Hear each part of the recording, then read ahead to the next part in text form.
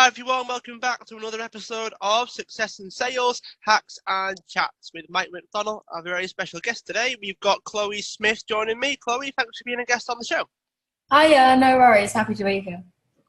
Chloe is the founder of 48Creates, which is a brand communication agency. So all things from how you communicate your brand and beyond. So graphic design, all those sorts of things. So we can't wait to dive into what she does. But we're going to start off with her background. So Chloe, could you share with us where you were born and what it was like for you growing up? Sure. So I was born in Essex in a small town called Tilbury. Which is probably most famous for its docks. I guess growing up, I was a regular kid, went to a regular school, and I had a regular life. That's basically it. I had a really sort of regular upbringing. Nothing really extraordinary happened, and yeah, that's kind of it, really. It's all right. We've had quite a few of those, Chloe, not to worry. So how did 48Creates get started? So I was in university when I started 48Creates, and it was my frustration with the education system that really got me thinking about, is this it? Is this all they're going to teach me? Is this all there is? Am I just meant to leave university and go get a job and be satisfied with that? And whilst that works for some people, it didn't sit well with me. So in the second year, I sort of took myself off and I started internships, and I started going to seminars, talks, and then looking for opportunities where I could grow and develop my own skills without the help of university. So I was very lucky. I got into a few internships, and some of them were great, some of them were terrible, some of them were for a long time, some of them for short periods. Anyway, for sort of year 2 of my university, when I should have been concentrating, I was actually working on live briefs, if you like, as an intern, and getting that industry experience. So when year 3 rolled around, I was in yet another internship, and I was working with this guy, and he sort of said, what do you want to do with your life? And I was like, oh, big question. I'm only 20. Give me a chance. Yeah. And so I was talking about when I was younger and how much I really wanted to own my own hairdressing salon. Now, whilst my interest in being a hairdresser has faded and my career has sort of taken a different route, the fact that I wanted to own something from when I was very young was sort of a prominent feature in my career choices. So I said this. I said that I was planning, or maybe not so young, but really interested in starting my own business. And he said, why not do it now? And kind of stuck with me. And I was like, yeah, why not? Like I've got no responsibilities. I mean, I've got zero. I've not got a house or a mortgage to look after. I've not got kids. I'm kind of at the beginning of my career. And I didn't want to fall into a place where I got into a job and got comfortable with the regular income, because as anyone knows, when you've got a small business, regular income is all but a dream.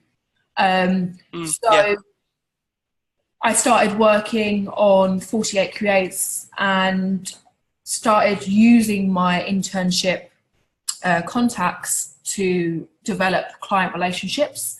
And it turned out that in the 3rd year of uni, I was actually working on paid work. So I started working on my client base already, much to my tutor's dismay.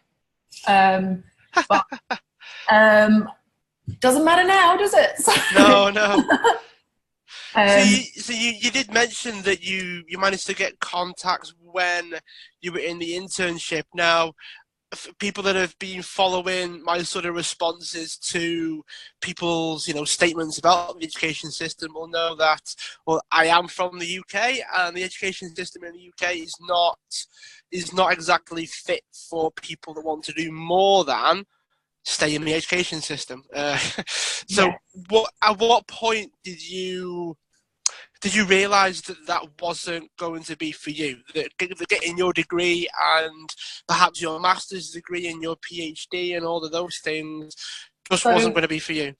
So quite honestly, I realised very soon. I was probably in secondary school when I was like, education is just not for me. I was very bad at going to school, if I'm honest. I don't know if I should be saying this, but I was very bad at going to school.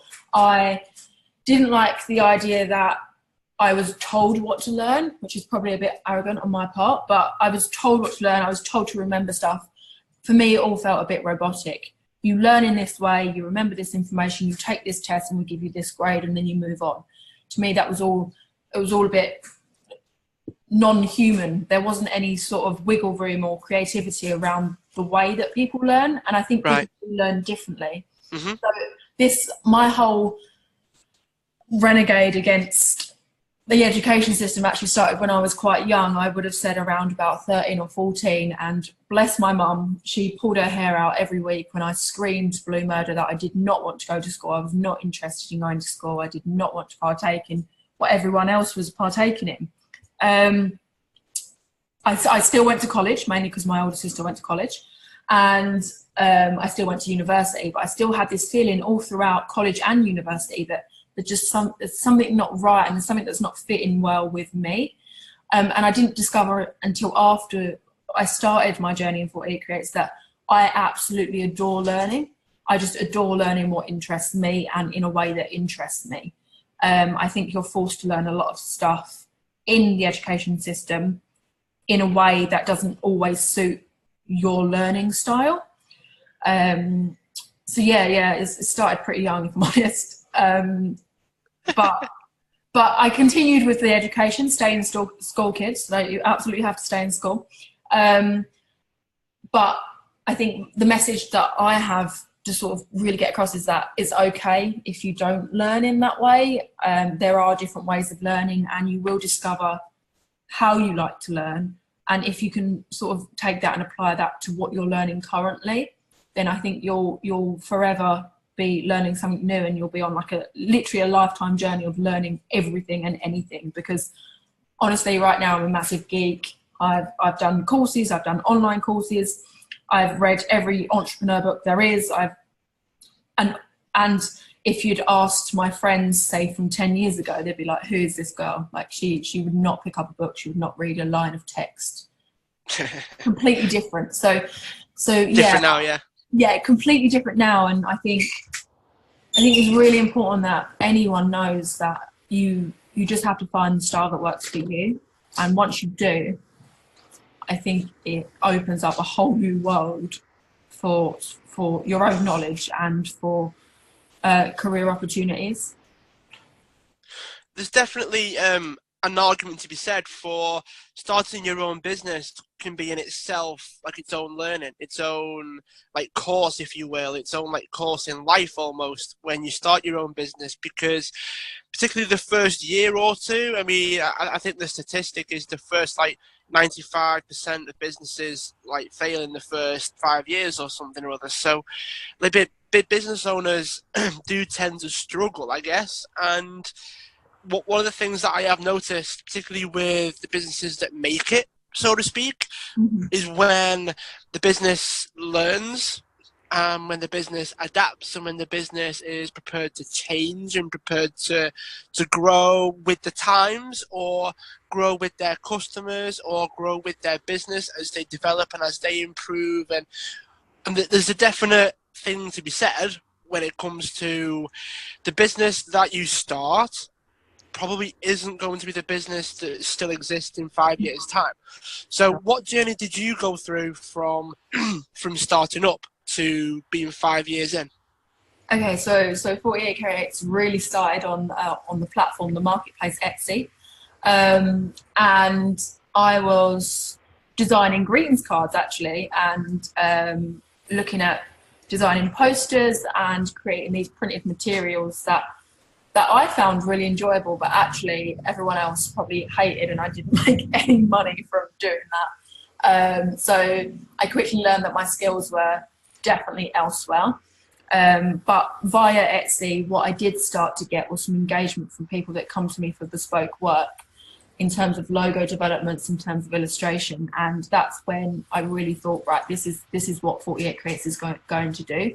Because I genuinely believe that 48Creates would be a platform for people like me that didn't get on well at university, but they needed the experience, because as a graphic designer, when you come out of university, you don't only need the degree, you need experience on your CV as well. So 48Creates is going to be an outlet for that. So it was going to have this sort of year-long internship where you learn everything you could about graphic design and being a graphic designer for commercial purposes rather than just in university. Again, that quickly changed in the fact that once you get a few clients, you get a few more clients, and then you get a few more clients, and that caliber of client changes quite quickly, and you have to adapt. And you can no longer take the risk of having lower level graduates straight out of university in the business, which, as sad as that is, we still do take interns on, but yeah, it's definitely a business model I wasn't expecting to have as it is today. I think the idea that like the business starting on Etsy and now you've got this full agency probably within 5 years of starting, and then you said that like the actual people you take on, the clients you have, and all those things do tend to adjust as well. So was it the business adjusting to the people that wanted your work, or was it you were growing the business and then you decided, okay, I'm going to change the way the business is run and I'm going to alter the caliber of clients that I work with? Which way around was it? I think it was a bit of both. I think there was definitely, once I was almost probably a year and a half in and I'd taken on my first employee, I was at a point where I saw it was working, and I saw there was a need. Obviously, the world is full of graphic design agencies and communication agencies. 48Creates started out as a graphic design agency, not a full service agency like it is today. But I was getting clients coming to me asking for information all around comms and other branding things on websites. So I kind of changed with the client that was coming to me, because I found there was more of those sorts of types of clients out there, and which is why I'm really interested in the growth sector. And that's kind of the area we really want to be in, because a lot of people, you're right, a lot of people start businesses and then they get stuck when it comes to the growth part. And I certainly did. I was very nervous about growing, very nervous about outgrowing the audience that I currently had and moving into this sort of higher caliber of clients, I guess, and serving them. That transitional period was quite tough, and learning that you couldn't do everything yourself was also quite tough. So I guess it was a bit of both. It was me saying, right, I've gone through this growth period. Let me try and help other people go through this as well.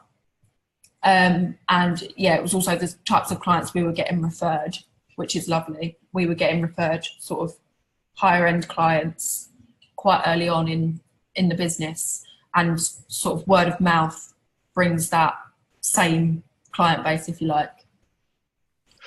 Yeah, that sort of makes sense as well, because people know people, and exactly. If you find people that need the higher level service or the more all-in-one type service versus purely the graphics side of things, and if they know someone, they'll probably want the same or very similar to what that person did. So exactly.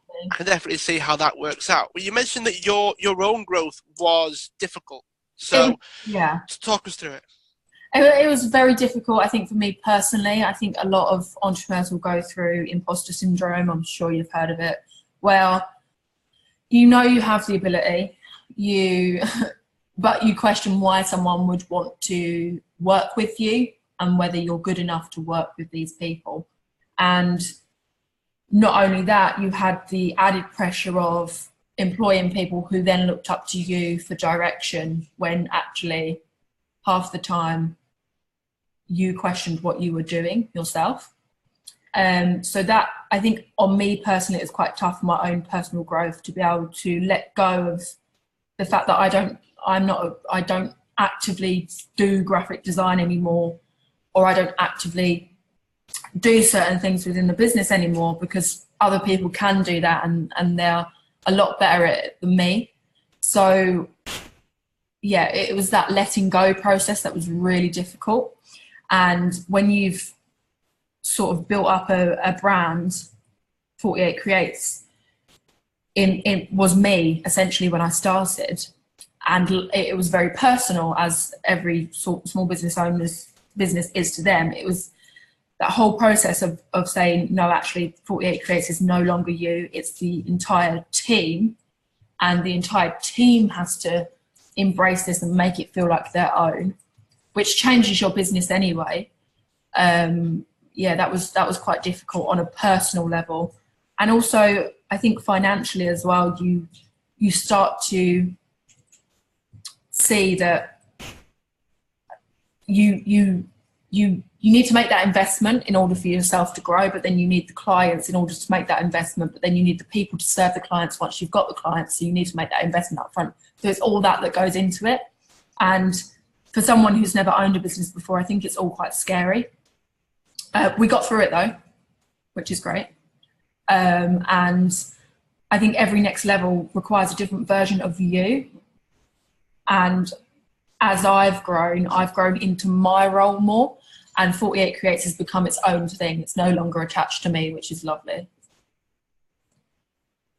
What sort of events did you have to do to get through that? So you mentioned that it was tough, but you got to the other side of it. Was it simply a case of getting over the hurdle of hiring someone, and then this case of imposter syndrome went away? That's the first thing that springs to my mind. Or did you have to have like a certain conversation with yourself in order to like justify it or convince yourself to take action? I mean, what sort of things did it actually take for you to get through it? I think one of the things that I pride myself on is being really open and honest with the team at 48 Creates. I try and develop the relationship whereby I'm extremely honest. If I've got any shortfalls, or if anyone in the company has got any shortfalls, we know we don't know everything, therefore that's okay, but how do we get to that next level? How do we get to that next point? So I think it really helped. I've got an extremely supportive team, which really helps. And just having that conversation with them and being open and honest, like, guys, I don't know everything there is to know about running a business, but I want you to help me. I want you to help me form this brand, and empowering them to make decisions and giving them a voice in what happens to 48 Creates was quite important. And I think that's really helped the fact that we've grown, but it's not grown because of me, it's grown because of the whole team. And yeah, I think it was a combination of that and just being like, I have to do this. I have to do this. You've kind of got one shot, if you like, and it was a conversation with myself, a frank conversation, like, do you want to go and get a regular job, and do you want to try this, and even if you doesn't work out exactly how you want it to work out, it's all right. It's becoming okay with that process. I think really important for anyone who's starting a business to be at peace with the process that it takes to start a business. So yeah, I think it was a mixture of all of those things. One of the things that does really stand out or kind of hits home, I guess, for me or people that I know are listening, because I actually speak to quite a few people that do listen to the show, is that sometimes you do have to be at peace with the process. You can't, I guess, assume that it's always going to go your way. You can't always, because people do tend to think that it might actually be easy. Like, I've had conversations with people that they turn around and go, well, why can't I do this, or why can't I do that? And sometimes I've said to them, well, do you do you want it to be easy? Is that something that you think that it should be? And they look at me really blankly as to say, well, yeah. And that it tends to be because, I don't know if you've had this experience where, because people only see what they want to see, or they see like the highlight reel of people's lives, and they don't see all the broken plates, you know, they don't see all of the little mistakes and the little adjustments. And you started your business on Etsy, which is one of the reasons for the low barrier of entry, so to speak, when it comes to running your business, because anyone can do it. And Etsy is one of the marketplaces where you can create your own stuff. I know several business owners that use Etsy and places like that, where it's their skill, it's their craft, it's their trade, if you will. And because they build it themselves, they can sell it through Etsy and other platforms like that. So because of that, and you've grown it and you've had to have these conversations with yourself, it proves, at least to me and to people listening, that it's not easy. You've got to be okay with the fact that you might take 5 steps back to go 15 steps forwards. You might have to go through that. And I guess one of the things that I guess you could probably shed a bit more on as well is this idea of time. Like no one knows how long it's going to take. You could be taking your 5 steps back, and it could take a year to take those 5 steps. But then it could take 6 months after that to take the 15 steps forwards. So I have a bit of a bit of a thought process through this idea of this time aspect. If you don't know whether it's going to be a downward spiral or whether you're going to bounce back straight away. I mean, what sort of things did you sort of feel like the time element was kicking in? Maybe things were taking too long. Maybe you weren't sure whether you could bounce back or at least recoup some of the downside if there was a downside, you know, to all of the transitions that you went through. So what would you say to that? I think you should take every sort of failure as a point to really learn from. Not what did I do wrong? Okay, I did something wrong, and that's very human of me. What can I learn from this? I had situations where clients weren't paying because I didn't have contracts in place. Boy, did I put a contract in place when I lost a few £1,000 from a client that sort of just left out of the blue. So I could have taken that as, oh my God, I've lost all the money I've been working for up until now. Or actually, okay, Chloe, you're a bit silly for not putting a contract in place. Let's get that in place so it doesn't happen next time. I think you can make mistakes as long as you don't make them more than once. So, and there's been times, obviously, I've been offered jobs several times, and for me that would be a super easy route for me to take. Regular income, regular salary, but something inside of me has always said you've got to try. And I think, please don't compare yourself to anyone on Instagram or anything like that, because they really don't show their highlight, like the bad things. They literally show their highlight reel. And I think every business owner will go through a love-hate relationship with their business, and I still do, and I don't think that ever leaves you. It brings you so much frustration and so much satisfaction all at the same time, and you go through these peaks and troughs and you're forever questioning yourself. But then something will happen, or nothing will happen, and you need to be at peace with the fact that you don't know everything, and it's okay. I think that's what I struggled with most.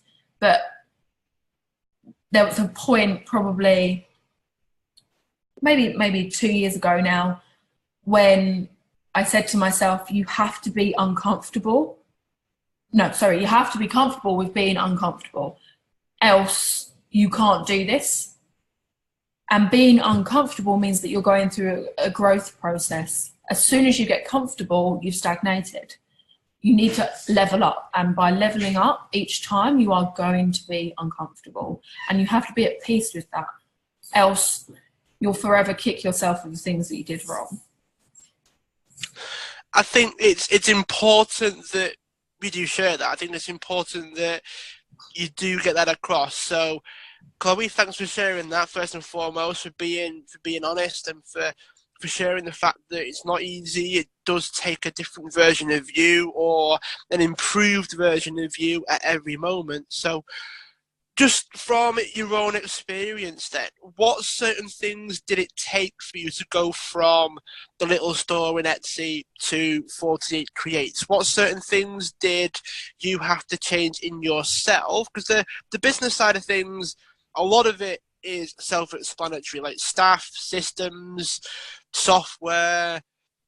You need people that can do the things that you can't do. All those things seem reasonably straightforward. Like if you max out at 50 clients and now you're going to take on 200, you need to be able to create the business that is able to accept the demand, right? Or the level of service that you would need. But what certain things did you have to change in yourself? I think I had to certainly be more disciplined with myself. And for the people that know me, they know that I'm not very organised in terms of everyday life. I think people will be surprised how far I've come in running my own business. Certainly people that knew me when I was a lot younger. And I think it comes with a lot of personal sacrifice in terms of understanding that you're doing something for the greater good in the future, but you're not really going to see any returns in the short term. And when I say short term, I'm not talking 6 months, I'm talking like 6-7 years before you see any sort of real return on that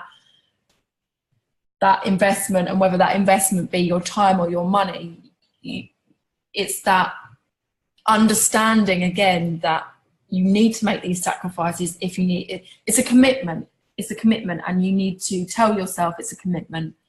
And having made those sacrifices, I would say that if anyone's questioning themselves as to whether they should continue on in their business, I mean, unless you're completely bankrupt and, I don't know, have 4 kids to feed, I would always say carry on, because it will pay off. I promise it will pay off. And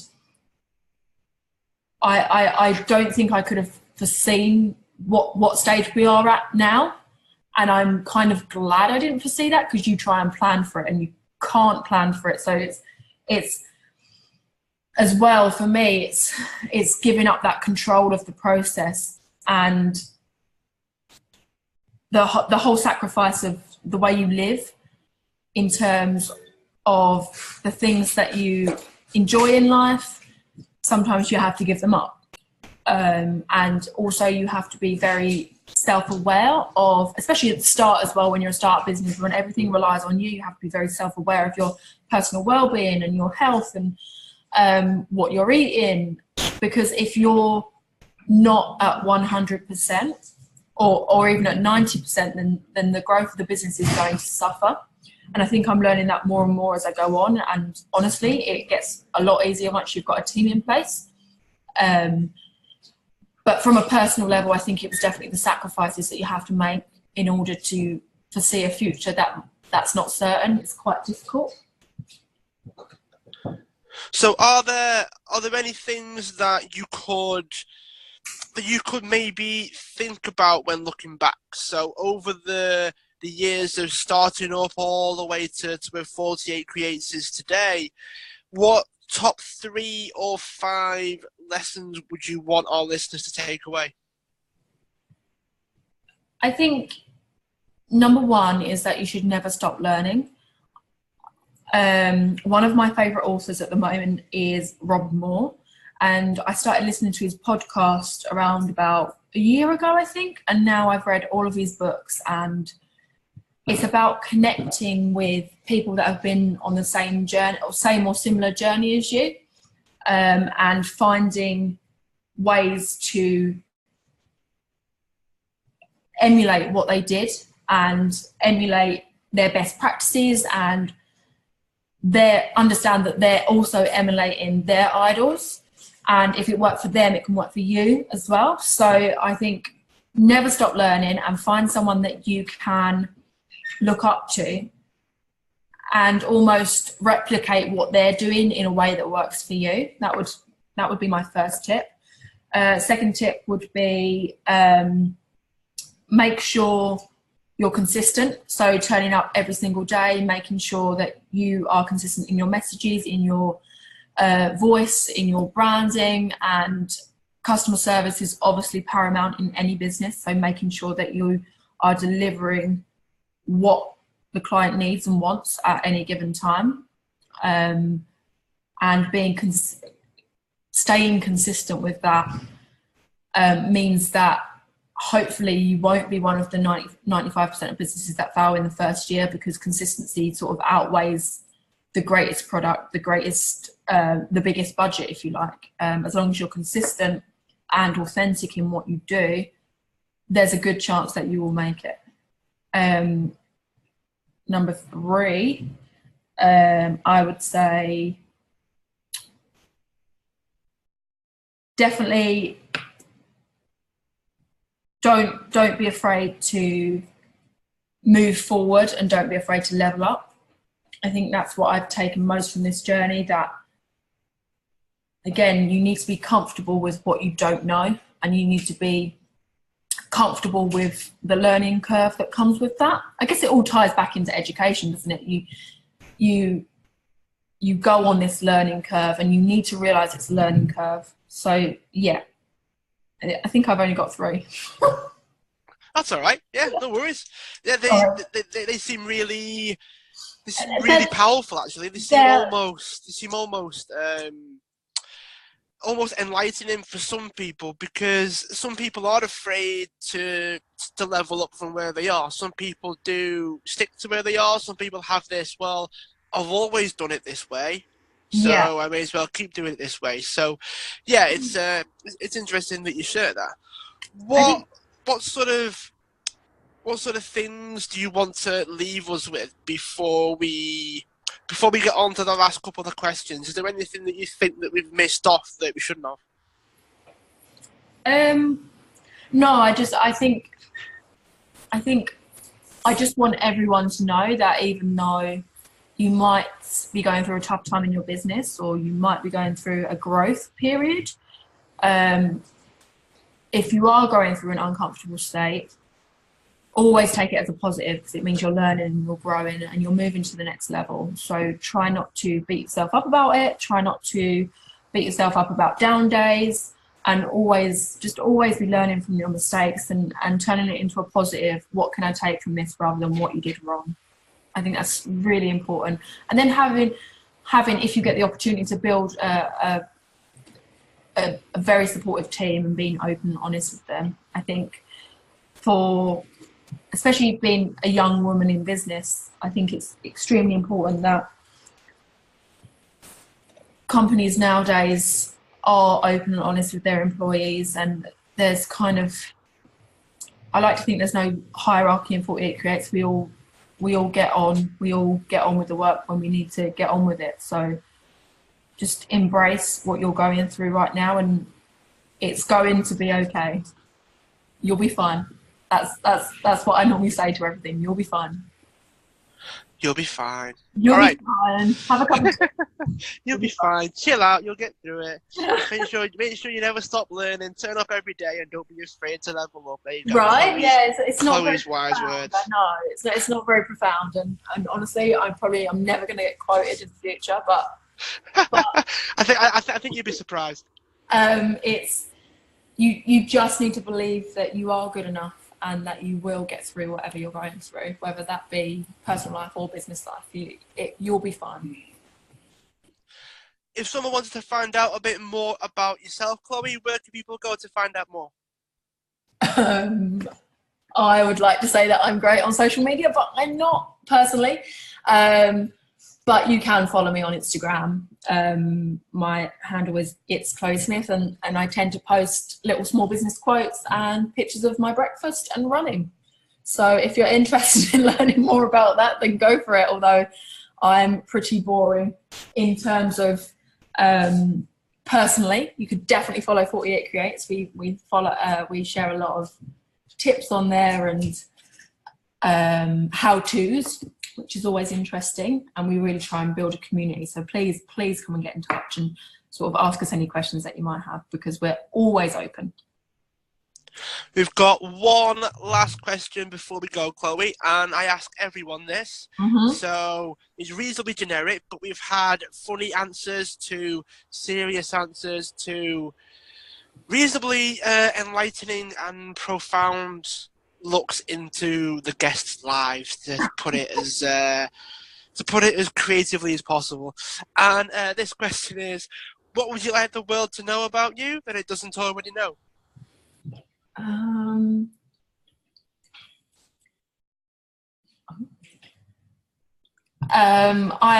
mean, that's a really tough one.